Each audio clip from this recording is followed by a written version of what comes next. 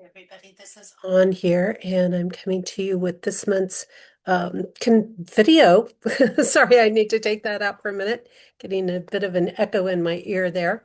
Um, and I just want to talk a little bit about compassion. And maybe there's some aspects to compassion that you don't always think about, or that you haven't really looked at or considered before. And so compassion is actually a big thing that's coming up in our energetic codes in February. So it is a piece that I know I talk about it a lot because it's kind of at the foundation of my work, but it's really going to have this emphasis. And I think that sometimes when people think about compassion, they believe that they have to become a pushover. They believe that they are going to have to make a lot of sacrifices or that they have to give people whatever they want, things like that.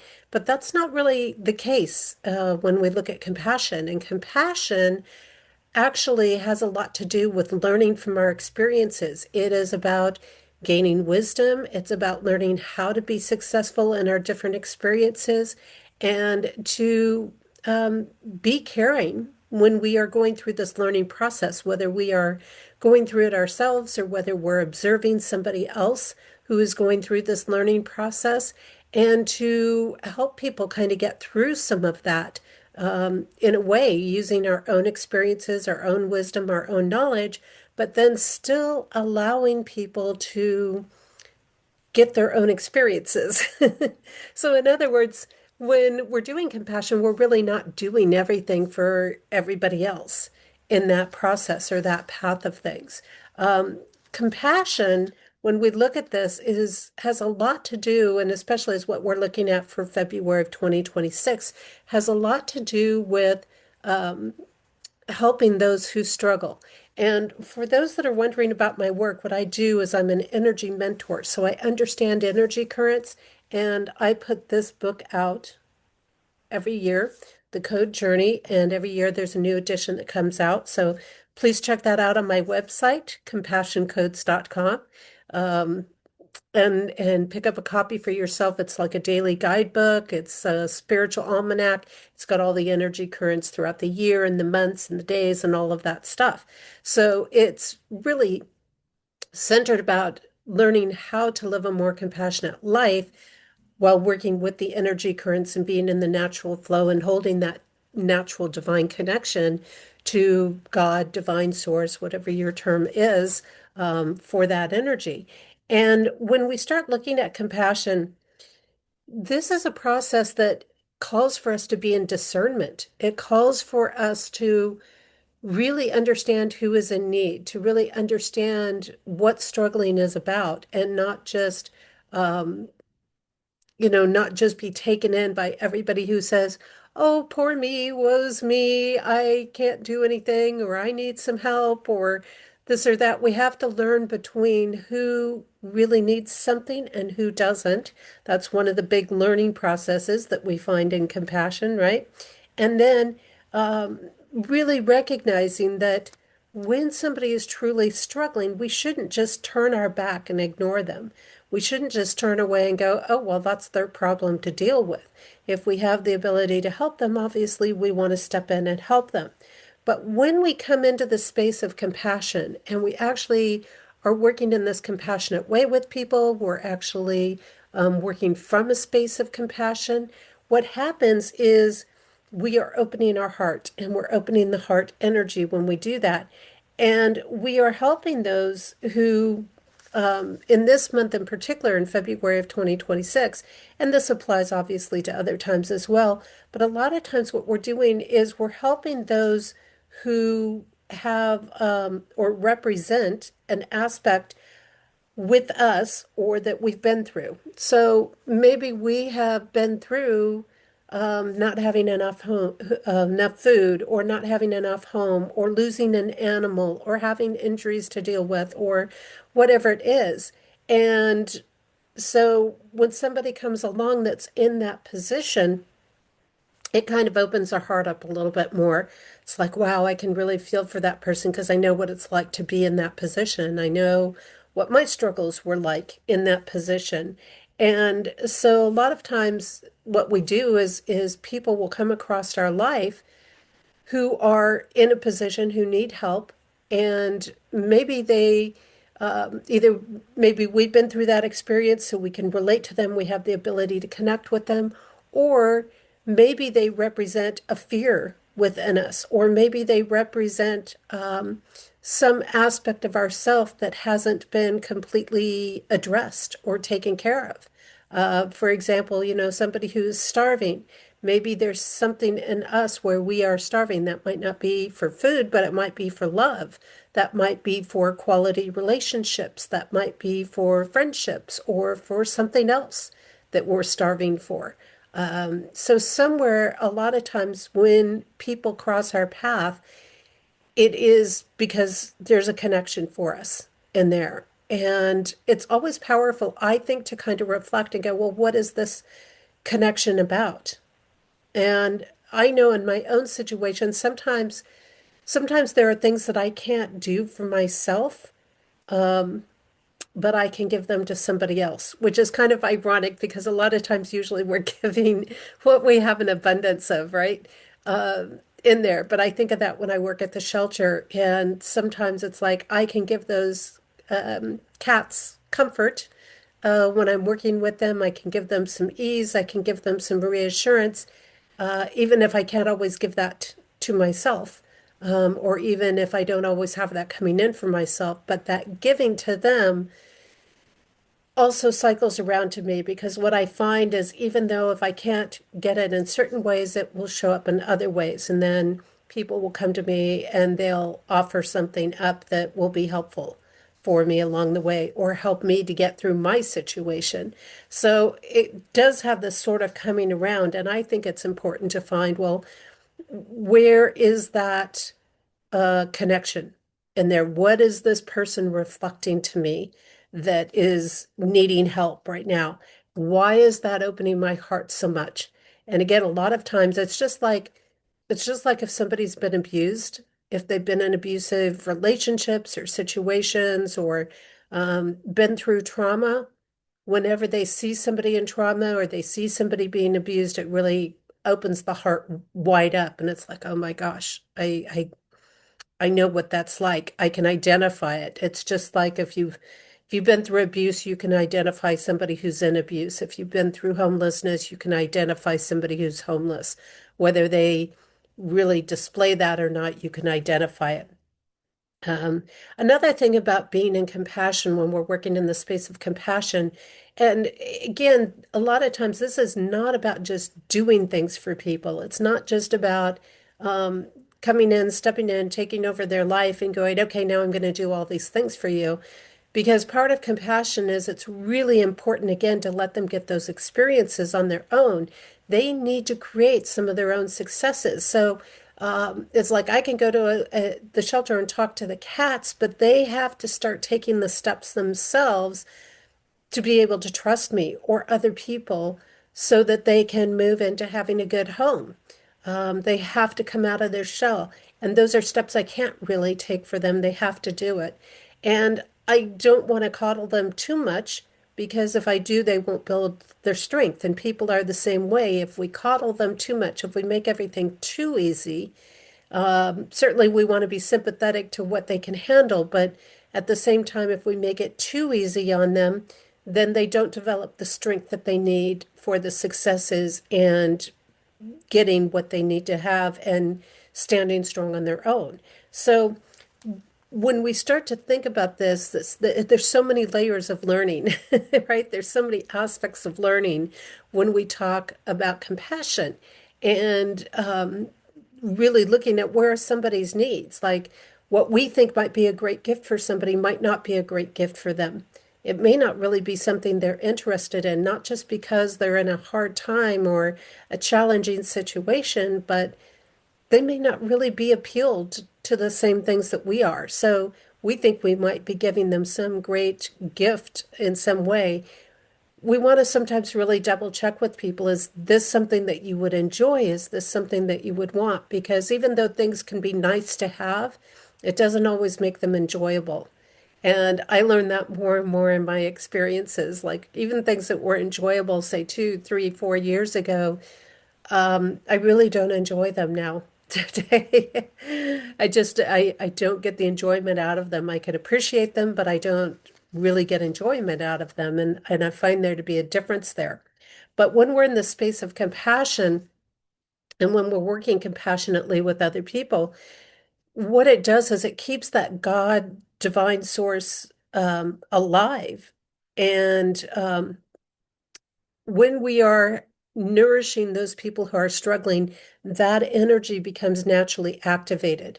It becomes naturally alive in our world. And I think this is important when we are facing so many challenges in the world, so many hard times in the world. We're going through a lot of intense experiences in the world. A little compassion can go a really long way. And here again, it doesn't always have to be this big, grandiose, expensive action. A lot of times, some of the greatest compassion comes in simple things. It's just like that little helping hand, it's like that, when you're learning to ride a bike and somebody gives you that little push just enough to get you going and get your balance and get on track, and then you can take hold. It's a similar thing a lot of times, but even those small things, whether it's opening the door, whether it's appreciating somebody, whether it's acknowledging a skill or a talent or a value that they have or whatever it is, even a simpler a compliment sometimes can make a huge difference. Every time we do these things, we're opening God's energy. We're opening divine presence energy. And we really can't have too much of that going around. So that will also naturally help to bring blessings, naturally help to bring forward success in things, naturally remove some of the obstacles and the challenges that are in things, because when that energy is activated, some of the challenges will just naturally fall away in things. So this is an important thing when we're working with compassion. Interconnectedness, partnerships, relationships, bonding. So when we offer somebody up compassion and when they're willing to receive it and it's a genuine need, we naturally create some sort of a bond. We naturally create some sort of a relationship or a connection there. And I think this is, again, very positive because it reminds us that we are interconnected. It does remind us that we are part of maybe a bigger circle or community or things like that. And we notice this, right? Like trauma victims will all bond together. People who are single mothers will all bond together. People who have been through homelessness will tend to bond together. People who are recovering from addictions will tend to bond together. They develop this relationship. And I think this is true. And especially anytime somebody helps somebody to find their strength, there's a natural connection. So even if you don't have like some long lasting forever life friendship, there's still a connection there. There's still a caring there. I feel that I don't, have as much connection with people sometimes as I have with cats, and being at the shelter or animals. But even with my clients, I do. I feel it where there is a connection there. No matter how much communication we have, no matter how often we talk, no matter where things go, there is still a caring, there's still a compassion. And that connection is developed because we're experiencing a part of their life with them. We're going through a piece of a time that is challenging. And whenever somebody helps you through challenges, you're going to feel a natural connection. Whenever they are exuding kindness in a time of need, there's going to be a natural connection there. Again, no matter how often or current or strong or present that person is in your life, that connection is established there. And I think this is very positive because when we allow these positive connections and relationships in our life, we naturally will bring in good fortune. It naturally generates good fortune in our life. See, these are some of the pieces that, again, this compassion has to be sincere. You can't do it out of a space of greed to get these things, with the intent of, I think I'll go do a bunch of compassionate deeds because that's going to bring me a lot of good fortune. It's got to be from the heart. It's got to be sincere in there. But when we do it, we are opening and stimulating these things, which is blessing both the person that is receiving it and both the person who is giving it. Um, these connections, like I said, they tend to generate the successes because they bring strength to the people involved. They bring wisdom into the situation. They invite the divine presence into the situation. All of these things, which naturally then lead to generating the successes with whatever is happening or whatever the challenge is that's present at the time. Um, we need to release being right or better than others. So when we are working with them, when we're trying to help them, when we're in the space of being compassionate, again, we want to release this aspect of I'm right, you're wrong, or I'm better than you because I'm not dealing with those challenges. This is very important, especially when somebody is in hard times and we're trying to help them out of hard times or we're trying to get them through something. Because the last thing that we need is to feel less worthiness. And the less worthy we feel, the less successes we will create, the weaker the partnerships become, the more we block that divine connection in there. And we've got to release that because these are all judgments.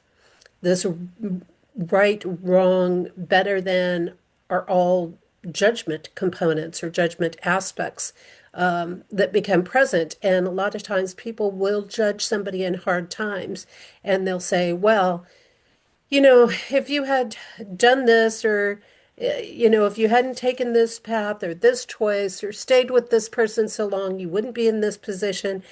And, we're not standing in that person's position. We're not dealing with what they're dealing with. What's one person is strong enough to get through, somebody else may not have the strength to get through. Um, and it doesn't make us better than worse. We all have our strengths, we all have our challenges and our weaknesses. We're all right about some things, we're all wrong about some things in there. So when we release that, what we do is we just connect heart to heart, soul to soul, person to person.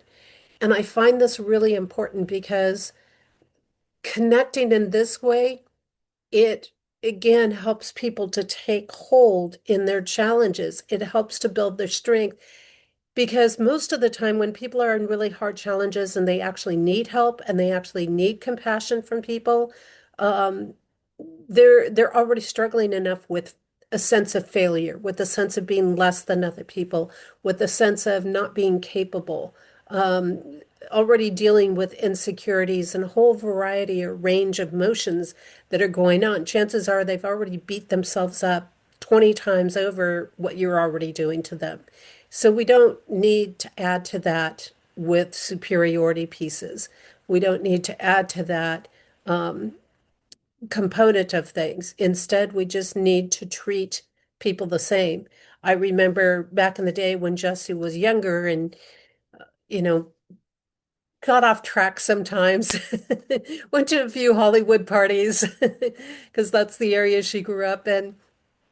And, going back into those times and looking at some of those times, even when she was in those situations, she didn't treat celebrities as celebrities. She just treated them as normal people.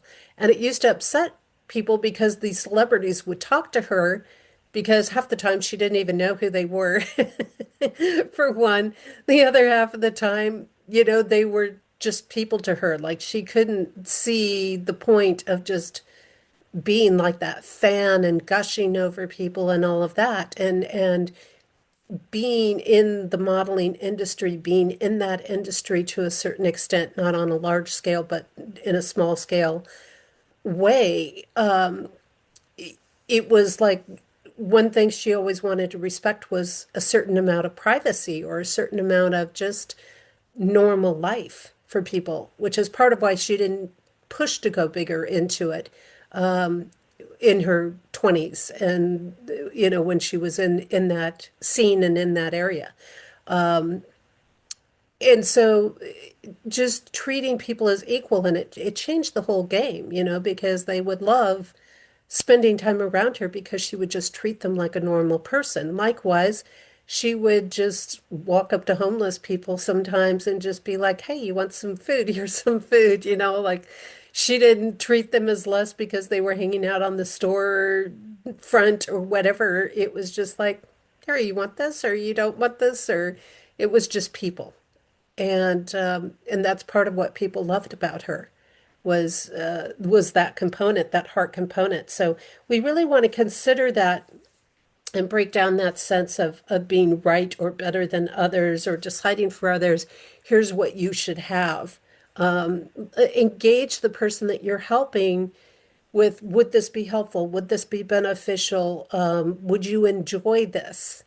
Because, yeah, sometimes it is nice to have something a little nicer or whatever that you just can't afford for yourself. But sometimes that's not what somebody wants to. So doing some of that sounds good.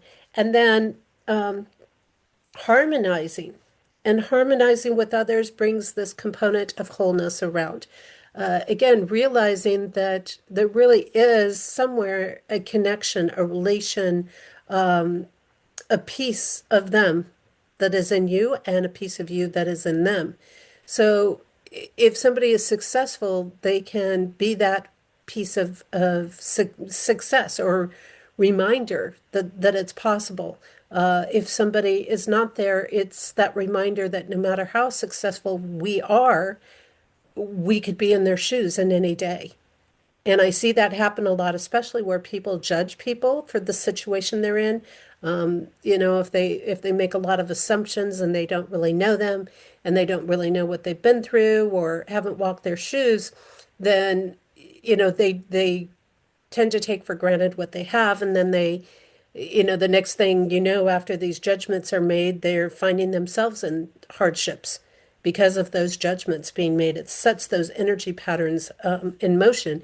But when we can harmonize with people and again find that balance between helping and doing everything for them, then we start to create this harmony or this harmonizing that goes on, and it balances the energy out.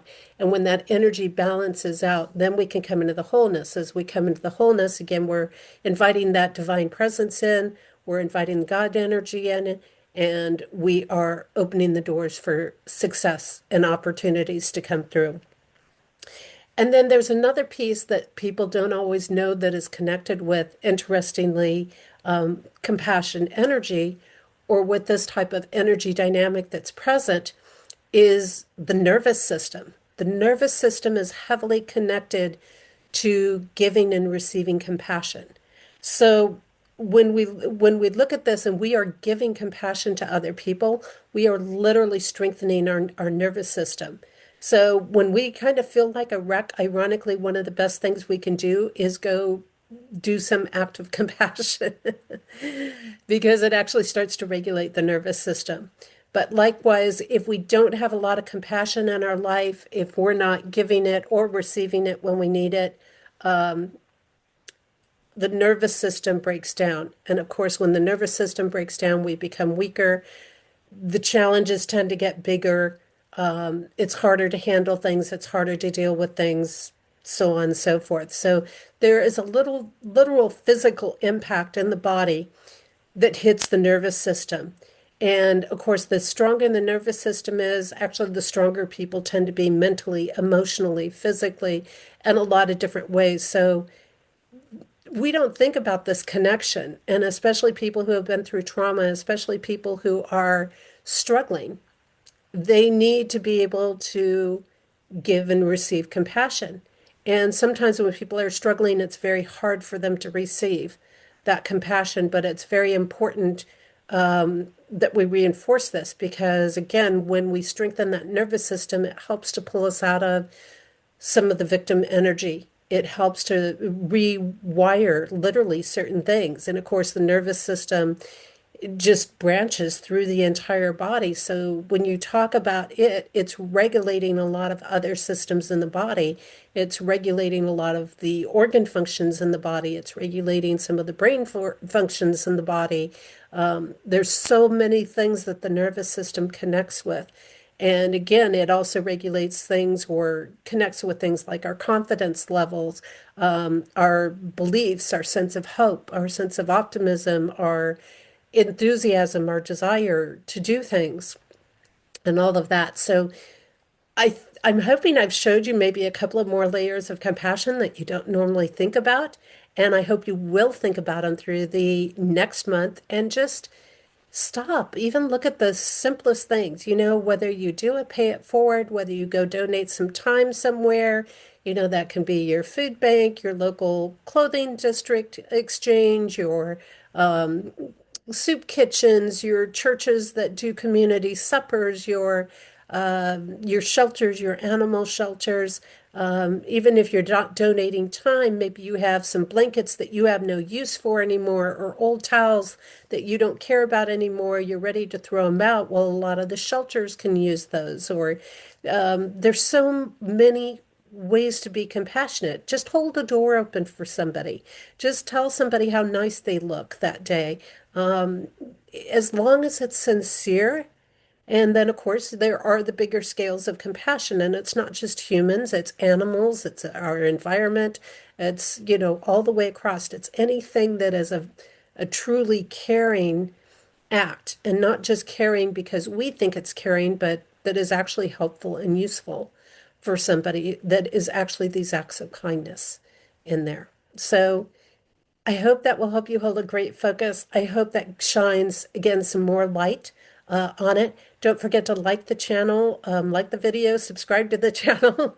I know I'm not a big pusher of those things. It's just not me, but I hope you do because, it would be nice to have a few more people listening. Share the video out, especially if it's been helpful, and jump over the website, compassioncodes.com. Check out the book there, and also, there's some other services and things on there if you want to explore. And I do coaching work, and it's all very different, unique work. So, with that, take care, everybody, and I will see you next month.